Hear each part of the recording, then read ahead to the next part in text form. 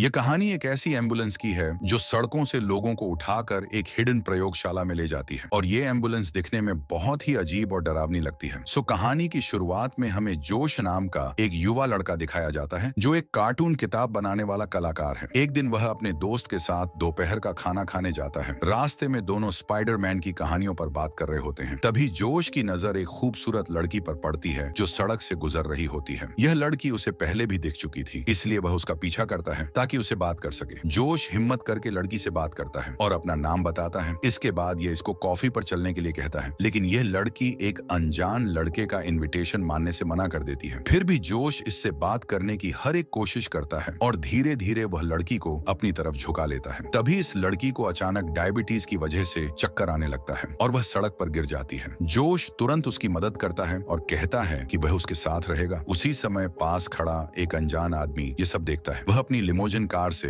Ambulance को call करता है। फिर कुछ मिनट बाद एम्बुलेंस वहां पहुंचती है और उस लड़की को अपने साथ ले जाती है। जाते जाते यह लड़की अपना नाम चेरिल बताती है। जोश भी उसके साथ एम्बुलेंस में जाना चाहता है, लेकिन यह डॉक्टर इसको अंदर नहीं जाने देते। ये कहते हैं कि बाद में अस्पताल आकर चेरिल से मिल लेना। फिर कुछ घंटों बाद जब जोश अपने ऑफिस में होता है तो वह अपने बॉस स्टेनली से जल्दी जाने की इजाजत मांगता है। वह बताता है कि उसे अस्पताल में अपनी नई दोस्त से मिलना है, जिसे सुन स्टेनली उसे जाने की इजाजत दे देते हैं। फिर जोश एक फूलों का गुलदस्ता लेकर अस्पताल जाता है। वह वहां मौजूद अटेंडेंट से चेरिल के बारे में पूछता है, लेकिन इस नाम या पहचान की कोई लड़की वहां नहीं होती। फिर वह एक नर्स से बात करता है जो उसे पास के दूसरे अस्पताल में जाकर देखने की सलाह देती है। जोश उस सलाह को मानता है और वहां चला जाता है, लेकिन वहां भी कोई चेरिल को नहीं जानता। अब हालत और भी उलझन भरी हो जाती है क्योंकि जोश को चेरिल का पूरा नाम भी नहीं पता होता है। उधर चेरिल को किसी ने पकड़ लिया है और उसे एक गुप्त लैब में ले जाया गया है। वहां एक रहस्यमय डॉक्टर उस पर और दूसरे मरीजों पर खतरनाक प्रयोग कर रहा है। चेरिल मदद के लिए चिल्लाती है, लेकिन वह एक स्ट्रेचर पर बंधी होती है और डॉक्टर उसका मुंह ढक देता है ताकि बाकी मरीज परेशान न हो। इस बीच जोश पुलिस स्टेशन जाता है और वहां फ्रैंक नाम के एक पुलिस ऑफिसर से मिलता है। फ्रैंक एक गुस्सैल ऑफिसर है और उसे कार्टून किताब बिल्कुल पसंद नहीं है। फिर भी जोश उसे चेरिल की एक तस्वीर और उस एम्बुलेंस का चित्र देता है जो चेरिल को लेकर गई थी, लेकिन जोश को चेरिल का पूरा नाम नहीं पता, इसलिए ना इसकी बातों से और ना ही चित्रों से पुलिस को ज्यादा मदद मिलती है। फिर जोश पुलिस स्टेशन से निकलने ही वाला होता है, तभी एक पुलिस ऑफिसर सैंड्रा उसके पास आती है। वह जोश से कहती है कि अगर और सबूत मिलते हैं तो वह उसकी मदद करेगी। फिर जोश खुद ही लापता चेरिल के बारे में सबूत इकट्ठा करने का फैसला करता है। अगले दिन वह शहर के सभी अस्पतालों में फोन करता है, लेकिन किसी को भी चेरिल के बारे में कुछ पता नहीं होता। अब जोश बहुत परेशान हो जाता है और उसका ये तनाव उसके काम पर भी असर डालता है। जब वह मार्वल ऑफिस जाता है तो स्टैनली उसे डांटते हैं क्योंकि जोश ने डॉक्टर स्ट्रॉन्ग नाम के नए सुपर हीरो की कहानी समय पर नहीं दी, जिस पर जोश अपने बॉस से माफी मांगता है और जल्दी काम पूरा करने का वादा करता है। बॉस उसे चेतावनी देता है कि अगर उसने मेहनत नहीं की तो वह मार्वल में एक बड़ा मौका खो सकता है। जोश फिर से अपना काम शुरू करता है, लेकिन ब्रेक टाइम में वह न्यूयॉर्क की सड़कों पर चेरिल की तस्वीरों वाले पोस्टर लगाता है। उसे उम्मीद है कि किसी से चेरिल के बारे में कुछ पता चलेगा। बहुत ढूंढने के बाद जोश चेरिल की रूममेट को ढूंढ लेता है। यह लड़की भी डायबिटीज से पीड़ित होती है। जब वह चेरिल के गायब होने की बात सुनती है तो तुरंत उसे फोन करती है, लेकिन दुर्भाग्य से जोश की सारी कहानी सच साबित होती है। इसके बाद चेरिल की रूममेट जोश से कहती है कि वह रात में उसके साथ अस्तबल चले, जहां चेरिल अतिरिक्त पैसे कमाने के लिए काम करती थी। फिर लड़की खुद अंदर जाती है यह देखने के लिए कि क्या चेरिल वहां है या नहीं, लेकिन अंदर जाते ही उसे कोई पकड़ लेता है और वह मदद के लिए चिल्लाती है, जिसे सुन जोश उसकी मदद करने के लिए भाग कर आता है। लेकिन तभी वही एम्बुलेंस जिसने पहले चेरिल को उठाया था वह गेट से अंदर आ जाती है, लेकिन सौभाग्य से जोश समय पर रास्ते से हट जाता है, वरना वह कुचल जाता। लेकिन एम्बुलेंस उस लड़की को भी उठा लेती है और उसे डॉक्टर की गुप्त लैब में ले जाती है। इसके बाद जोश अपने घर लौटता है और रात में फ्रैंक को कॉल करता है, लेकिन वह फोन नहीं उठाता। फिर अगली सुबह जोश बहुत थका हुआ उठता है और थोड़ा दूध पीता है, लेकिन दूध पीते ही उसे बहुत तेज चक्कर और कमजोरी महसूस होती है। वह अपार्टमेंट से बाहर निकलता है और पड़ोसियों से मदद मांगता है, लेकिन उसकी हालत इतनी बिगड़ जाती है कि पड़ोसी डर जाते हैं और एम्बुलेंस बुला लेते हैं। जोश डर जाता है कि कहीं वही एम्बुलेंस ना आ जाए जो चेरिल और उसकी दोस्त को ले गई थी, इसलिए वह जाने से मना कर देता है। लेकिन कुछ ही देर में डॉक्टर आ जाते हैं और जोश को स्ट्रेचर पर ले जाते हैं। जब जोश अस्पताल में होश में आता है तो उसे बहुत घबराहट होती है और वह भागने की कोशिश करता है। तभी फ्रैंक वहां आ जाता है और स्थिति को संभाल लेता है। वह जोश को शांत करता है और सब कुछ समझाता है। फ्रैंक कहता है कि वह जोश को अस्पताल के सुपरवाइजर के पास छोड़ेगा क्योंकि उसे अभी उससे और सवाल पूछने हैं। साथ ही जोश की चेरिल और बाकी लड़कियों की गायब होने की कहानी अब उसे सच लगने लगी है। अब जोश के पास कोई और रास्ता नहीं होता तो उसे मजबूरी में अस्पताल के बिस्तर पर रहना पड़ता है। फिर थोड़ी देर बाद उसकी मुलाकात उसके रूम रूममेट इलियास से होती है, जो एक बूढ़ा आदमी है और कई सालों से इसी अस्पताल में है। पहले वह एक पत्रकार हुआ करता था। इलियास ने जोश और पुलिस की पूरी बात सुन ली होती है और उसे लगता है कि शायद जोश ही इन लड़कियों के गायब होने के पीछे है। जोश उसे समझाने की कोशिश करता है कि चेरिल को एम्बुलेंस ले गई थी और उसी तरह उसकी दोस्त को अस्तबल से उठाया गया, लेकिन इलियास उसकी बातों पर भरोसा नहीं करता। तभी उनकी बातचीत को अस्पताल का सुपरवाइजर रोक देता है। वह जोश को शांत करने के लिए उसे नींद की दवा दे देता है। फिर कुछ घंटों बाद एक एम्बुलेंस अस्पताल में आती है। उसके साथ एक पुलिस वाला भी होता है। वह पूछता है कि जोश कहाँ है, उसे मरीजों के दूसरे अस्पताल में भेजा जाएगा। लेकिन तभी अस्पताल का सुपरवाइजर उससे ट्रांसफर के कागज मांगता है, जिस पर पुलिस वाला कहता है कि वह कागज लेने जा रहा है और साथ में आई महिला रसोई से कॉफी लेने चली जाती है। लेकिन पुलिस वाला उसका ध्यान भटकते ही अपने डंडे से उस पर हमला कर देता है। इसके बाद दो और आदमी जो डॉक्टरों के कपड़े पहने होते हैं वहां आते हैं और जोश को उठाने उसके कमरे में जाते हैं। जोश अभी भी बेहोश होता है क्योंकि उसे नींद की दवा दी गई थी, इसलिए नकली डॉक्टर उसे आसानी से स्ट्रेचर पर लिटा देते हैं। लेकिन तभी इलियास ये सब देख लेता है। वह जल्दी से उनके पास जाता है और पूछता है कि ये क्या हो रहा है। पुलिस वाला, जो अब नकली साबित हो चुका है, जल्दी से जाकर डॉक्टरों से मिलता है और इलियास को रोकने की कोशिश करता है। लेकिन इलियास बिना डरे रहता है। वह फायर अलार्म चालू कर देता है और उन तीनों के पीछे अकेले ही निकल पड़ता है। अलार्म की वजह से अस्पताल में अफरा तफरी मच जाती है और सभी मरीज अपने कमरे छोड़कर बाहर आ जाते हैं। इस अराजकता का फायदा उठाकर नकली पुलिस वाला और डॉक्टर भागने पर मजबूर हो जाते हैं। इसी दौरान इलियास जोश को वापस उसके कमरे में ले आता है। फिर कुछ देर बाद एक असली नर्स आती है और पूछती है कि क्या तुमने कुछ अजीब देखा। लेकिन इलियास झूठ बोलता है और कहता है कि हमने तो कुछ नहीं देखा। फिर नर्स बताती है कि अस्पताल का सुपरवाइजर गायब है। सबसे अजीब बात यह है कि वह अपना इंसुलिन इंजेक्शन काउंटर पर छोड़ गए थे। ये सुनकर जोश को अचानक एक बात समझ में आती है कि चेरिल, उसकी रूममेट और अब सुपरवाइजर, तीनों को एक ही एम्बुलेंस ने उठाया था और ये तीनों डायबिटीज के मरीज थे। इलियास अब जोश की मदद करने का फैसला करता है क्योंकि उसे लगता है कि यह केस उसके करियर की सबसे बड़ी स्टोरी बन सकती है। फिर दोनों अपने कपड़े बदलते हैं और अस्पताल से बाहर जाने की कोशिश करते हैं, लेकिन रास्ते में उनकी मुलाकात एक गार्ड से हो जाती है। इलियास जल्दी से नाटक करता है कि उसकी पत्नी की मौत हो गई है और वह बहुत दुखी है, जबकि जोश उसका बेटा बनकर साथ चलता है। उनका यह ड्रामा काम कर जाता है और वे गार्ड से बचकर अस्पताल से बाहर निकलने में सफल हो जाते हैं। इसके बाद वे एक टैक्सी लेते हैं और न्यूयॉर्क पोस्ट के ऑफिस जाते हैं ताकि वहां से गायब हुए डायबिटीज मरीजों के केस की जानकारी मिल सके। जब वे वहां पहुंचते हैं तो उन्हें पास में खड़ी एक एम्बुलेंस दिखती है और इलियास जोश से कहता है कि चलो उस गाड़ी की जांच करते हैं। जब वे गाड़ी के पास पहुंचते हैं तो देखते हैं कि आसपास कोई नहीं है। इलियास अपने पुराने कैमरे से तस्वीरें लेने की कोशिश करता है, लेकिन कैमरा काम नहीं कर रहा होता है। तभी जोश पास के एक पब्लिक फोन से फ्रैंक को कॉल करता है और उसे सब कुछ बताता है। उधर इलियास अपना कैमरा ठीक कर लेता है और फिर अकेले ही एम्बुलेंस की फोटो खींचने चला जाता है। जब वह वापस जाने की तैयारी करता है तो एक अजीब सी हरी रोशनी उसके चेहरे पर पड़ती है जो एम्बुलेंस के अंदर से आ रही होती है। तभी एम्बुलेंस के अंदर से दो डॉक्टर और उनका एक साथी बाहर आते हैं जो पहले नकली पुलिस वाला था। वे इलियास से कैमरा छीनने की कोशिश करते हैं, लेकिन इलियास कैमरा उन्हें देने के बजाय उसे नदी में फेंक देता है और वह बहादुरी दिखाते हुए उनमें से एक आदमी के चेहरे पर मुक्का मारता है। लेकिन तीनों गुंडे उसे बेहोश कर देते हैं और उसे एम्बुलेंस में डाल देते हैं। फिर कुछ मिनट बाद जब जोश फ्रैंक से फोन पर बात खत्म करता है और इलियास को ढूंढने लगता है, तभी उसे पता चलता है कि उसके दोस्त को अगवा कर लिया गया है। हालांकि इलियास जाते जाते एक फोटो वाली फिल्म वहीं छोड़ गया था ताकि जोश उसे पुलिस को दे सके और तस्वीरें बनवा सके। इस बीच फ्रैंक जोश द्वारा बताए गए स्थान पर पहुंच रहा होता है, लेकिन तभी रास्ते में वह देखता है कि एक एम्बुलेंस बहुत तेज जा रही है, तो वह उसका पीछा करना शुरू कर देता है। फ्रैंक सायरन बजाकर एम्बुलेंस को सड़क किनारे रुकने के लिए मजबूर करता है। फिर वह डॉक्टरों को पीछे का दरवाजा खोलने और मरीज को दिखाने को कहता है। अंदर मरीज पूरे सफेद चादर से ढका हुआ होता है। तभी फ्रैंक कंबल हटाता है तो अंदर से एक और डॉक्टर दिखता है जो अचानक जागता है और पुलिस वाले के सीने में चाकू मार देता है, जिसके बाद फ्रैंक घायल हो जाता है और तीनों एम्बुलेंस में भाग जाते हैं। लेकिन फ्रैंक उठकर अपनी पिस्तौल निकालता है और एम्बुलेंस पर गोलियां चलाने लगता है। लेकिन तभी एम्बुलेंस तेजी से पीछे मुड़ती है और फ्रैंक की तरफ दौड़ती है। फ्रैंक गोलियां चलाता रहता है। तभी गाड़ी उसे कुचल देती है और वह जमीन पर गिरकर बेहोश हो जाता है। इसके बाद डॉक्टर उसका शरीर उठाकर स्ट्रेचर पर रखते हैं और उसे लेकर फिर से प्रयोगशाला की तरफ जाने लगते हैं। इसी बीच जोश मार्वल स्टूडियो लौटता है और थोड़ी देर बाद पुलिस ऑफिसर सैंड्रा उससे मिलने आती है। वो उसे बताती है कि फ्रैंक गायब है। जोश को शक होता है कि फ्रैंक को भी उसी एम्बुलेंस ने उठा लिया होगा जैसे उसने इलियास के साथ किया था। इसके बाद पुलिस स्टेशन में फोन करके उस एम्बुलेंस की जानकारी मांगी जाती है और उन्हें बताया जाता है कि यह एम्बुलेंस शहर के एक कबाड़ खाने में हो सकती है। अगली सुबह जोश वहां जाता है और वहां खड़ी गाड़ियों की एक लिस्ट मिलती है। इस लिस्ट की मदद से उसे एम्बुलेंस का नंबर और मालिक का पता मिल जाता है। फिर वो एक पब्लिक टेलीफोन से सैंड्रा को सब कुछ बताने के लिए फोन करता है। सैंड्रा कहती है कि वह इस जानकारी की जांच करेगी कि यह सही है या नहीं। फिर जोश फोन बूथ से बाहर निकलता है, लेकिन अचानक कुछ युवा गुंडों के गिरोह से घिर जाता है। जोश खुद को बचाने की कोशिश करता है, लेकिन गुंडे ज्यादा होते हैं और उसे बहुत पीटते हैं। वो घायल होकर जमीन पर गिर जाता है और बेहोश हो जाता है। फिर जब कुछ घंटों बाद जोश उठता है, लेकिन अब भी बहुत घायल होता है, तभी वही खतरनाक एम्बुलेंस आ जाती है उसे उठाने के लिए। लेकिन जोश उनका विरोध करता है। फिर भी वो इतना ज्यादा घायल होता है कि कुछ नहीं कर पाता। फिर डॉक्टर उसे स्ट्रेचर पर बांध देते हैं, जिसे जोश डर जाता है कि अब उसके साथ कुछ बुरा होने वाला है। लेकिन उसी वक्त वही गुंडों का गिरोह जो पहले आया था वापस लौटता है, ये देखने के लिए कि वहाँ क्या हो रहा है। तभी जोश इस मौके का फायदा उठाता है और गुंडों को उकसाने की कोशिश करता है। वो कहता है कि ये एम्बुलेंस तुम्हारे इलाके में घुस आई है और इसके अंदर कीमती दवाइयां हो सकती हैं। गुंडे उसकी बातों में आ जाते हैं और डॉक्टरों से बहस करने लगते हैं। डॉक्टर उन्हें यहाँ से चले जाने के लिए कहते हैं, लेकिन गुंडे उन पर हमला कर देते हैं। दुर्भाग्य से डॉक्टर उनसे ज्यादा ताकतवर होते हैं और गुंडों को बुरी तरह पीट देते हैं। जोश की योजना नाकाम हो जाती है और डॉक्टर उसे